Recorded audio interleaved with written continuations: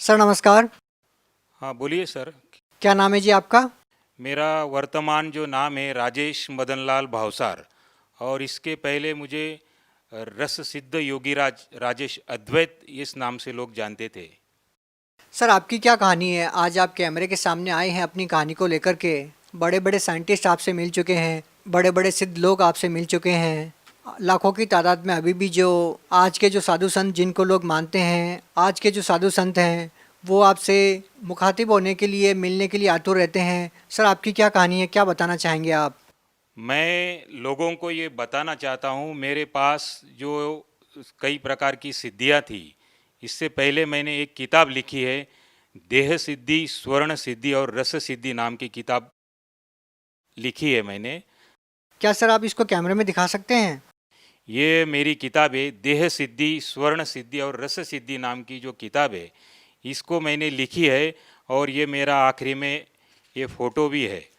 इसको ये जगत विख्यात रस सिद्ध योगीराज राजेश अद्वैत ये नाम से लोग मुझे पहचानते थे। इसके आप ये फ़ोटो देख सकते हैं। इसके पहले मेरी किस प्रकार की दाढ़ी थी। लोग मुझे मेरे चरण स्पर्श करके, ये पंडित लोग मेरे से आज जो लेके जाते थे, वो मैं रहस्य आपके सामने खोल रहा हूँ। आप एक देख सकते हैं कि ये जो मेरे हाथ में जो चीज़ है, ये संसार की अत्यंत दुर्लभ वस्तु मानी जाती थी। इसको शास्त्रों में और पुराणों में कहा है कि मृदुहा कोटिगुणम फल प्राप्ति स्वर्णलिंगा, स्वर्णात् कोटिगुणम फल प्राप्ति बाणलिंगा, बाणात् कोटिगुणम फल प्राप्ति नर्मदेश्वर लिंगा और नर्मदेश्वरात् कोटिगुणम फल प्राप्ति पारदेश्वर लिंगा। इसके आगे ये भी कहा है कि रसात् परतरम लिंग न भूतो न भविष्यति। इसका तात्पर्य ये कि सारा संसार आज जो शिवलिंग की पूजा कर रहा है, जिसको ये बताया जाता है कि मिट्टी से जो बना शिवलिंग होता है, उससे करोड़ों गुना पुण्य फल प्राप्ति सोने के शिवलिंग के पूजन से प्राप्त होती है। इस श्लोक का अर्थ बता रहा हूँ मैं आपको। और सोने से करोड़ों गुना पुण्य फल प्राप्ति, जो दूसरे ग्रह से जो उल्का आती है, उसका जो पत्थर, उस पत्थर से जो लिंग बनाया जाता है, उससे करोड़ों गुना पुण्य फल प्राप्ति होती है। और उससे भी करोड़ों गुना पुण्य फल प्राप्ति जो नर्मदा नदी में निसर्गता तैयार हुआ मिलता है, उससे प्राप्ति होती है। और उससे भी करोड़ों गुना पुण्य फल प्राप्ति ये जो पारे से बना हुआ संसार का अत्यंत दुर्लभ पारद शिवलिंग, ये जो आपको दिखा रहा हूँ, इससे प्राप्त होती। इसको कहा है शास्त्रों में कि रसात् परतरम लिंग न भूतो न भविष्यति। ये पारे का शिवलिंग है, आप देख सकते हैं। सर इसकी महत्वता क्या है? आपने जो ये बनाया है शिवलिंग, सर इसकी महत्वता क्या है? पारा मतलब कौन सी धातु है, मतलब क्या है इसकी कहानी? सर मैं आपको दिखाता हूँ पारा, एक मिनट में। ये जो आप देख रहे हैं सर, कि ये जो है ना, ये इसको मर्क्यूरी बोला जाता है और ये हाथ में नहीं उठाया जाता है। इसको जो है भगवान शिव का वीर्य कहा है। ये जो देख रहे हैं आप, ये जो बिजली के समान तेजस्वी अत्यंत दैदीप्यमान जो पदार्थ देख रहे हैं, इसको भगवान शिव का वीर्य बताया है। और ये संसार का अत्यंत दुर्लभ वस्तु और पूर्ण पूर्ण पृथ्वी तल पर एक जीवित धातु माना जाता है इसको। और वैज्ञानिक दृष्टिकोण से भी इसको अलाइव मेटल कहा गया है। इसमें सभी धातुओं को समाने की क्षमता है इसमें। और इससे बना ये शिवलिंग है जो आज संसार का अत्यंत दुर्लभ माना जाता है। मगर जिस दिन से मैंने संत रामपाल जी महाराज की किताब पढ़ी, उसमें दिया है कि अंधश्रद्धा भक्ति खतरा ये जान, ये जो किताब पढ़ी उसमें पारस या अनेक शिवलिंग के बारे में जो बताया है, कि मैं भी इस प्रकार का पहले जानता था कि ये ब्रह्मा और माया का मिलन है, इस प्रकार मैं समझता था। यानी हम लोग पूजा किस चीज़ की कर रहे हैं और क्या चीज़ की पूजा करना चाहिए, इस प्रकार का ज्ञान संत रामपाल जी महाराज की किताब पढ़ने से मिला। और मैं इसको इसके माध्यम से अमर बनने की ख्वाहिश लेके बैठा था कि मैं अमर बन जाऊं, क्योंकि ये विज्ञान में आगे चल के इस प्रकार का भी समावेश किया गया है कि इससे व्यक्ति अमर बनता है। मगर ये बात तब मुझे गलत लगी कि मुझे ही डायबिटीज़ हो गया और मैं मलाई, घी, चावल ये खाने में असमर्थ था। तब मुझे आहत निकली मेरे अंदर से कि हे परमात्मा, तुम जहाँ भी कहीं बैठे हो तो मेरे अंदर की आवाज़ सुनो आप। सर ये जो पदार्थ आपके पास है, सर इस पदार्थ से तो कोई भी शिवलिंग बना सकता है, इसमें बड़ी बात क्या है? नहीं सर, ये इसको जो है ना, ये आम व्यक्ति नहीं बना सकता। इस प्रकार का और भी एक मैं शिवलिंग बनाया करता था जिसको भूखा पारसमणि कहा जाता है। नहीं, जो आपके पास ये जो पदार्थ है, ये जो लिक्विड पदार्थ है, इसको गर्म करके या ठंडा करके या किसी क्रिया के द्वारा इसको ठोस नहीं बनाया जा सकता। नहीं सर, ये जो है इसको 662 डिग्री पर आप हीट देंगे तो ये इवापोरेट हो जाता है, कपूर के जैसा उड़ जाता है। इसको गर्म करने से भी आप बांध नहीं सकते। संसार की ऐसी कोई चीज़ नहीं है। रावण के संहिता में बताया गया है कि ये तंत्र की आखिरी क्रिया मानी जाती है। भारत को जड़ी बूटियों के माध्यम से और तंत्र के माध्यम से बांध देना और इसको ये सुवर्ण खाने में सक्षम है ऐसे बना देना।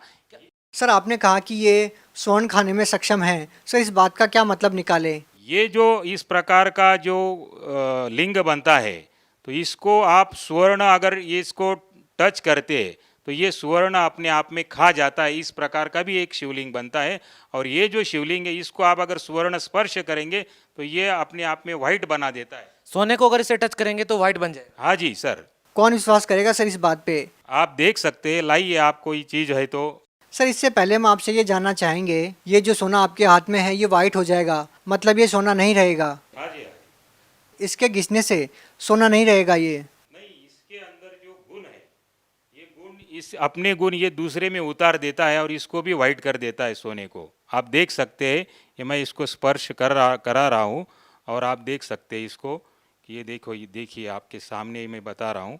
आप दूसरा कोई भी पेंट इसको लगा सकते हैं, ये सोने को नहीं पकड़ता है क्योंकि सोना जो चीज़ है वो अपने आप में अलग होता है। इसका मतलब तो ये हुआ कि जैसे पारस पत्थर होता है जो लोहे को सोना बना देता है, तो इसने सोने को लोहा बना दिया एक किस्म से। नहीं, ये नहीं कह सकते हम, मगर कि जो दूसरा आता है इसमें से जो ये सोने को खाता है, भूखा पारसमणि, बुभुक्षित पारस कहते हैं इसको, तो ये सुवर्ण खा जाता है और ये इसकी जो क्षमता है वो कितना पचा जाएगा अपने में सोना, इसका कोई अंदाज़ा नहीं रहता है। आपका कहने का मतलब है कि आप में इतनी सारी सिद्धियां हैं या आप इतनी विद्याओं को जानते हैं कि आप वो भी चीज़ बना सकते हैं जो लोहे को सोना बना सकती है या फिर सोने को खा सकती है, वो आपने बना ही दिया।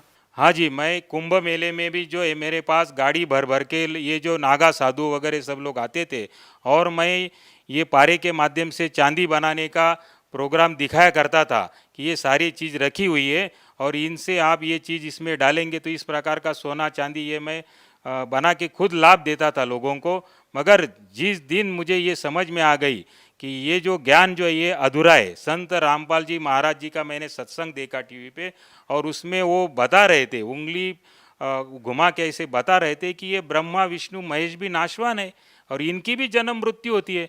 तो मुझे मेरी पैर के नीचे की ज़मीन खिसक गई कि ये जिसको मैं अमरता का अपने खुद अमर होने के लिए मैं इनकी पूजा लेके बैठा था और इनसे मिलने वाले लाभ को तो क्षणिक लाभ बोला है। तो ये शब्द मैं सुनकर बहुत ही परेशान हो गया मैं कि ये बात कुछ बिगड़ रही है, ये मेरे समझ में आ गया। और तब मैंने वो ध्यान से सब सत्संग सुना और सत्संग में उन्होंने बताया कि भगवती पुराण पाठ नंबर 123 पे उन्होंने बताया कि ये ब्रह्मा विष्णु महेश इनकी भी जन्म मृत्यु होती है। सर, आपने अपने आप को विश्वविख्यात बताया, तो हम आपसे जानना चाहेंगे, तो आप कहाँ से विश्वविख्यात हो गए? ऐसे कौन से लोग आपको मिले जिस आधार पे आप ये कह रहे हैं कि मैं विश्वविख्यात था? किन किन लोगों से मुलाकात हुई आपकी इस दौरान जब से आपने ये विद्याएं सीखी है, इतने बड़े बड़े कारनामे आपने करने सीखे हैं? सर 1996 में वर्ल्ड पीस कॉन्फ्रेंस हुआ था, उसमें मैंने कई साइंटिस्टों के साथ डिस्कशन किया और उसमें अमेरिका के डॉक्टर ईसीजी सुदर्शन जिन्होंने कई आइंस्टाइन की सिद्धि फ्लॉप कर दी है। सर, बोलने को तो कुछ भी बोल सकते हैं, इस बात का प्रमाण है आपके पास? जी हाँ, मेरे पास फोटोग्राफ्स है, आप देख सकते हैं। ये देखिए, ये वर्ल्ड पीस कॉन्फ्रेंस 96, इसमें ये इन कौन है सर ये? डॉक्टर ईसीजी सुदर्शन जिन्होंने कई आइंस्टाइन की थ्योरी फ्लॉप कर दी है और इनको भी मैंने डिस्कशन बताया था और ये भी शुरू में नहीं मान रहे थे कि इस प्रकार का कोई होता है चीज़। तो जब इनको प्रमाणों के साथ मैंने ये सब चीज़ें बताई तो उन्होंने भी ये लोहा मान लिया कि सचमुच ये जो आप बता रहे ये सही ज्ञान है। इसके अलावा किन लोगों से आपकी मुलाकात हुई जिसके आधार पर हम ये मान सकें कि वास्तव में आप एक ऐसे महत्वपूर्ण व्यक्ति हैं जिस व्यक्ति पर विश्व के विख्यात लोगों ने भरोसा किया या आपसे मुलाकात करने के लिए वो लोग आतुर रहे कि आपने एक ऐसी बड़ी खोज की है या फिर जड़ी बूटियों के माध्यम से आपने एक ऐसा यंत्र बनाया है जिसको लोग सपने में भी नहीं सोच सकते कि ऐसा हो सकता है।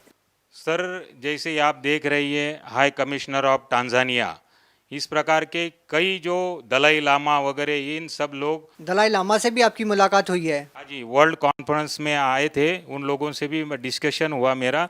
और जो ये किताब में बता रहा था उनको कि इस जो ज्ञान के ऊपर चर्चा कर रहा था, जैसे वो लोग नाथ संप्रदाय को सिद्ध मानते थे और उसमें क्या लिखी बात है वो उनको समझ में नहीं आती थी। उनको मैंने कहा कि मेरे पास ऐसा ऐसा ज्ञान मैं हिमालय में रह के सीख के आया हूँ, मैं 8 साल मैंने हिमालय में रहा हूँ और कई प्रकार का ज्ञान हस्तगत किया है, मगर उनको ये भरोसा नहीं होता था कि हमने पहले ही ज्ञानेश्वरी पढ़ रखी है, पीएचडी कर रखी है, आप क्या नया बताएंगे। तो मैंने उनको एक श्लोक बोला, तोरस मोरस गंधक पारा, जिन वीचे दीजे नाम सहारा, नाग मार नागिन को दे, गोरख कहे खप्पर भरी कंचन ले। इस दोहे का आप ट्रांसलेट करके बताइए तो मैं आपको मान लूँगा कि आपने पीएचडी की है। तो उनको वो बता नहीं सके, क्योंकि ये जो पूरी रासायनिक क्रिया है और केमिकली क्रिया है कि इसके माध्यम से, पारे के माध्यम से सोना बनाया जा सकता है। शॉर्टकट में इसके सारे रहस्यों को जब मैंने खोला तब उनकी बात समझ में आई, क्योंकि आखिरी में स्पष्ट रूप से कहा है कि गोरख कहे खप्पर भरी कंचन लीजिए। कंचन में स्वर्ण, जो मटके का आधा भाग होता है उसको खप्पर बोलते हैं। ओ, इस प्रकार का खप्पर भर के आप कंचन स्वर्ण बना सकते हैं, इस प्रकार की विधि उसमें छिपी थी। मगर इतना होने के बावजूद, ये सब होने के बावजूद भी मैं आपको बता रहा हूँ, समाज को बता रहा हूँ कि इस प्रकार के जो हम लोग शिवलिंग के ऊपर आश्रित हो गए, तो ये अपने आप में ये यूजलेस और इसका कोई मूल्य नहीं है अपने जीवन में, ये आप समझ लीजिए।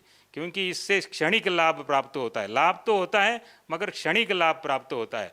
और इसकी इतना, जितने ये स्वामी है उतने मनुष्य की एक श्वास की कीमत संत रामपाल जी महाराज ने बताई है कि मानुष जन्म दुर्लभ है, ये मिले न बारंबार, जैसे तरुवर से पत्ता टूट गिरे बहुर न लगता डार। जब ये अपनी कीमत मुझे समझ में आ गई तो मैंने इस यूजलेस इन सब चीज़ों को मैंने छोड़ दिया। आज भी मेरे से लोग संपर्क करते हैं और जब मैं इनके बारे में चर्चा करता हूं तो लोगों की इच्छा होती है सीखने के लिए। मगर मैं सर, जिस चीज़ को आप ये कह रहे हैं कि ये इतना मूल्यवान वस्तु नहीं है जितना संत रामपाल जी महाराज जी ने मूल्यवान वस्तु आपको दी है, लेकिन एक समय था जब शिक्षा मंत्री आपके साथ खड़े होकर के फ़ोटो खिंचवा रहे हैं और आपको विश्वविख्यात मानते हुए आपकी जो साधना है, जो आपने सिद्धियों के द्वारा या जो आपने योग क्रियाओं के माध्यम से जो ये वस्तु आपने बनाई है, उसका महत्व समझते हुए वो शिक्षा मंत्री आपके साथ फ़ोटो खिंचवा रहे हैं, तो कहीं ना कहीं हम ये तो नहीं कह सकते कि ये अंधविश्वास है। जरूर आपने ऐसे किसी चीज़ की खोज की है जो अपने आप में एक महत्वपूर्ण है, लेकिन आज आप ये कह रहे हैं कि इससे भी महत्वपूर्ण चीज़ वो है जो संत रामपाल जी महाराज जी ने आपको दी है। तो क्या आप दर्शकों को ये भी दिखाना चाहेंगे कि शिक्षा मंत्री जी आपके साथ फ़ोटो खिंचवा रहे हैं और उस मुलाकात के क्या मायने निकलते हैं? सर, ये कौन है? ये जी सर अमरीश पटेल जी है, ये शिक्षा मंत्री है। और इस प्रकार का जो ज्ञान समेटे हुए मेरे पास कई लोग जो आते थे। सर देखिए, ये तो शिक्षा मंत्री है, लोगों तक शिक्षा पहुंचाने का कार्यभार इनके ऊपर है, ये भी आपके साथ खड़े हैं, तो कहीं ना कहीं ये तो मान सकते हैं हम कि ये अंधविश्वास तो है नहीं, ना ही हम ये कह सकते हैं कि ये आम समाज के लिए यूजलेस चीज़ है। तो इनके साथ जब आपकी बातचीत होती है तो क्या बातचीत होती है आपकी इनसे, और आप इनको भी क्या संदेश देना चाहेंगे? ये भी अपने आप में ये माने बैठे थे कि ये जो चीज़ है यही लास्ट स्टेज है किसी भी वस्तु को एक ऐसे मुकाम पर पहुंचने के लिए जिससे लोगों को प्रभावित किया जा सके। सर, मुझे परमात्मा चाहिए था और इन सब चीज़ों से परमात्मा प्राप्त नहीं हो सकता है, ये मेरे ध्यान में बात आ गई। और जब मैंने ये संत रामपाल जी महाराज का ज्ञान बारकाई से अध्ययन किया, क्योंकि इसके पहले मैं तो सारा कुछ पढ़ चुका था, आयुर्वेद, कर्मकांड, ज्योतिष, मीमांसा, पराविज्ञान, पारद विज्ञान, कई प्रकार की सिद्धियों को कर चुका था। ये सब करने के बावजूद मुझे ये तो ज्ञान हो गया था कि संत कौन है, क्योंकि बाकी सारी संत तो जो धन के लालची होते हैं, और मैं इस प्रकार की सिद्धियां उनके सामने दिखाता था तो वो कुछ भी देने के लिए और समर्पित करने के लिए तैयार हो जाते थे। इवन ब्राह्मण लोग भी मेरे पैर छू के वो मेरे से शिवलिंग 1100 रुपये का शिवलिंग आगे 11,000 में बेचते थे। तो इस प्रकार का वो सब लोग करते थे। और ये ज्ञान मुझे प्राप्त होने पर संत रामपाल जी महाराज का जो अद्भुत ज्ञान है, अलौकिक ज्ञान है, इसके आगे कोई नहीं। क्योंकि शास्त्रों में एक वाक्य लिखा है कि गुरु बिन वेद पढ़े जो प्राणी, समझे ना सार रहे अज्ञानी। अगर ये लाइन किसी पे सूट होती है तो केवल वो संत रामपाल जी महाराज है, और इनसे बड़ा कोई गुरु नहीं है। क्योंकि मैंने इस सत्संगों में इनकी जो टीवी के ऊपर जो बात देखी, इनमें जो दमखम है वो किसी गुरु में नहीं है। सर, हम आपसे ये प्रश्न भी नहीं पूछ सकते कि संत रामपाल जी महाराज जी से नाम दीक्षा लेने के बाद आपको लाभ क्या मिले, क्योंकि जिन लाभों को लेकर के हम धर्मगुरुओं के पास जाते हैं, कहने का मतलब है कि धन प्राप्ति के लिए तो आप लोहे को सोना बना सकते हैं, सोने को लोहा बना सकते हैं, यहाँ तक कि आप सोने को भस्म कर सकते हैं। इतनी सारी चीज़ें आपके पास है, इतनी सारी विद्याओं को आप जानते हैं, तो हम ये तो नहीं कह सकते कि किसी लोभ में या धन प्राप्ति के लिए आप संत रामपाल जी महाराज जी से जुड़े हैं। तो सर, आप संत रामपाल जी महाराज जी से जुड़े क्यों हैं? क्योंकि धन की कोई कमी आपके पास नहीं, क्योंकि आपके पास विद्या एक ऐसी है कि लाखों की तादाद में आज भी धर्मगुरु आपसे मिलने के लिए आतुर हैं कि आप उनको ये सिद्धि सिखा दें, वो भी इस सिद्धि के द्वारा धन प्राप्ति कर सकें। तो सर, फिर आप क्या कहना चाहेंगे, संत रामपाल जी महाराज जी से जुड़ने के पीछे का क्या कारण है?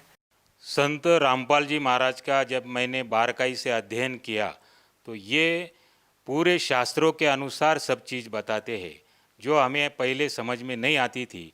क्यों इन्होंने वो बारकाई से सब बताया है कि गीता अध्याय 7 उसमें 12 से 15 में बताया उन्होंने कि रजोगुण ब्रह्मा जी, सतुगुण विष्णु जी, तमोगुण शिव जी, इनसे मिलने वाले क्षणिक लाभ के ऊपर जो मनुष्य प्राणी इन पे आश्रित है वो मूढ़ है, वो मूर्ख है, वो मनुष्यों में नीच है, और वो राक्षस तत्व का जान।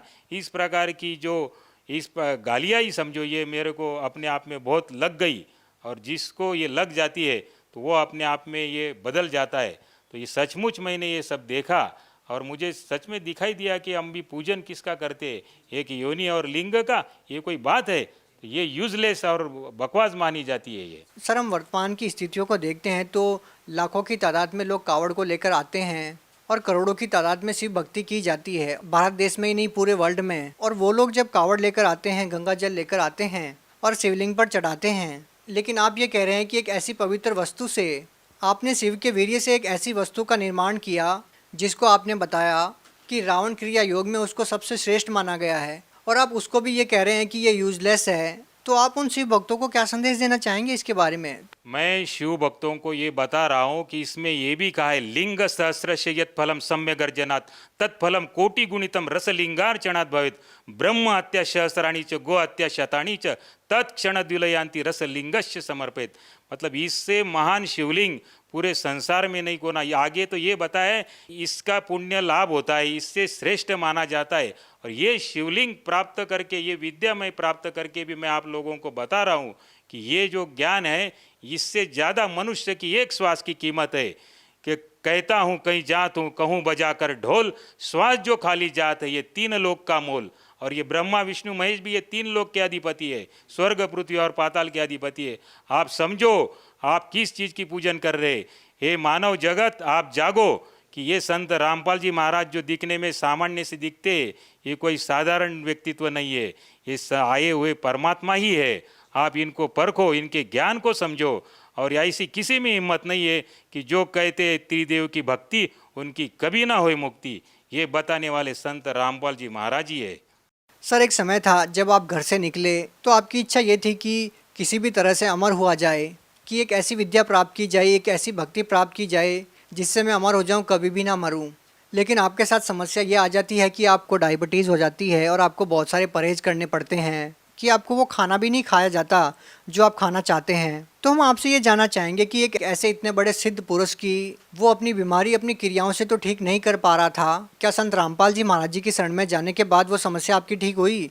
हाँ जी, जैसे ही मैंने संत रामपाल जी महाराज जी से दीक्षा ली तो मुझे अपने आप में समझ में आया कि मेरे शरीर में कोई परिवर्तन हो रहा है। और इस प्रकार का परिवर्तन हुआ तो धीरे धीरे ये सब चीज़, मैं पहले मलाई खाता नहीं था और चावल नहीं खाता था और दूध भी पीने से मुझे डर लगता था। तो ये जैसे ही मैंने दीक्षा ली तो मेरे अंदर एक प्रचंड परिवर्तन होते गया और आज मैं सभी तरह की चीज़ें खा सकता हूँ, पी सकता हूँ और यही मेरे लिए बहुत ही आनंद की बात है कि मेरा स्वास्थ्य लाभ हो गया, मैं सुदृढ़ हूँ और किसी प्रकार की आज बीमारी नहीं है मुझे, क्योंकि तन का सुख ये सबसे बड़ा सुख है। तो ये चीज़ का भी ज्ञान संत रामपाल जी महाराज ने ही बताया है। तन दर सुखिया कोई न देखा, जो देखा सो दुखिया हो। तो ये बात सत्य लागू पड़ती है कि समाज को ये ज्ञान न होने के वजह से वो इन चीज़ों के पीछे दौड़ रहा है।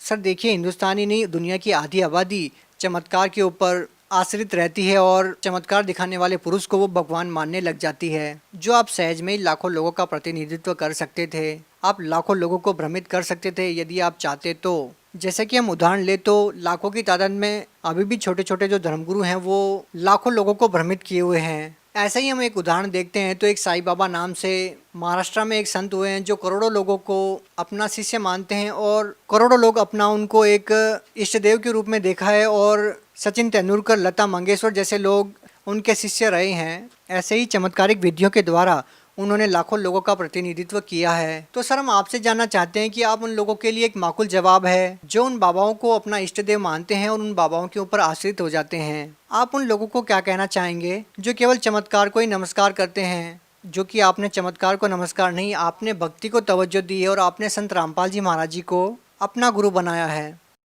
सर, संत रामपाल जी महाराज में जो बात है वो आज तक किसी धर्मगुरु ने ये बात दिखाई नहीं, क्योंकि उन्होंने जो भी बात बताई है पूरा भगवत गीता के अनुसार, वेद शास्त्रों के अनुसार, उसमें उन्होंने ये बताया कि कबीर देव ये भगवान है, ये सोम प्रभु है, अमर परमात्मा है।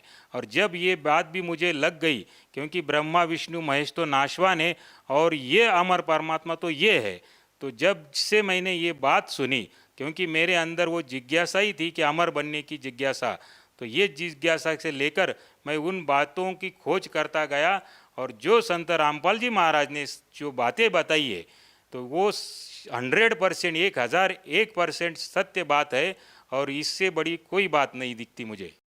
सर इसमें कोई संदेह नहीं है कि आपके अनुभव को सुनकर के लाखों की तादाद में लोग प्रभावित होंगे, लेकिन साथ में ही उनके जहन में सवाल ये भी आएगा कि जिस संत से आप जुड़े हैं वो अभी जेल में है, तो वो कैसे वो उस संत से नाम दीक्षा ले सकते हैं जो जेल में है? वो कैसे उन लोगों के जो कष्ट हैं, उनके जो दुख हैं वो दूर कर पाएंगे? इसमें संत रामपाल जी महाराज ने पूरे वर्ल्ड में हर डिस्ट्रिक्ट में उनके सेंटर है, जो नीचे जो पीली पट्टी आती है। सर सेंटर है वो ठीक है, लेकिन लोगों को ये विश्वास ही नहीं हो पाएगा कि जो संत खुद जेल में है वो दूसरे लोगों को राहत कैसे दे पाएंगे? ऐसा होता है कि जो संत होते हैं उनमें सिद्धि होती है और वो सिद्धि वाचा सिद्धि होती है। केवल स्पर्श मात्र से भी या शब्द मात्र से भी वो किसी प्रकार का भी कोई भी चीज़ का निर्माण कर सकते हैं। तो सर लोगों के जहन में सवाल ये भी तो आएगा कि वो बाहर क्यों नहीं आ जाते? ये एक तरीका होता है कि किस प्रकार क्या चीज़ करनी है वो संत ही समझ सकते हैं। बाहर आने का मतलब ये तो नहीं कि वो कुछ कार्य नहीं कर रहे, वो वहाँ बैठे बैठे ही सब कार्य कर सकते हैं। और तत्व ज्ञान के हिसाब से या दिव्य दृष्टि से अगर हम देखा जाए तो ये जिस ब्रह्मांड में हम लोग रह रहे, तो ये ब्रह्मांड ही हम त्रिगुणमयी माया से बंधा हुआ है और सभी हम लोग जेल में हैं और इस जेल से ही छुटवाने के लिए वो आए हैं।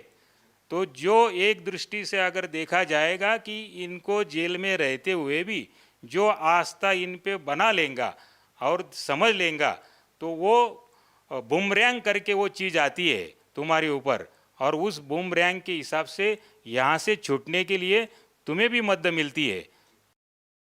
सर आपने स्वर्ण भस्म यंत्र का निर्माण किया, आपने क्या आपने इसके अलावा भी कोई ऐसा यंत्र बनाया अपनी सिद्धियों के द्वारा, जो आपकी विद्या थी उनके द्वारा? हाँ जी सर, ये जो आज देख रहे पूरा सभी गुरु इस यंत्र के ऊपर अपना महत्व जमा लेते हैं। इसको महालक्ष्मी यंत्र का श्री यंत्र कहा जाता है और इसमें भी क्या चीज़ छिपी है, इसमें इस महालक्ष्मी के भी यंत्र में हिरण्यवर्णाहरणी जात वेदो त्वाम लक्ष्मी आवत, तो इसमें भी पारे के माध्यम से सुवर्ण क्रिया करने की विधि छिपाई गई है और वो किसी को न मालूम होने की वजह से लोग इसको घी का दीपक लगाते हैं और इसका पूजन करते हैं। ये यूजलेस है। तो उसमें क्रियाओं को समझ के और उसके अनुसार करने से, और ये सभी चीज़ें जो है तो किसी को वो समझ में नहीं आती है, तो इसलिए गुरु संसार में करना आवश्यक है।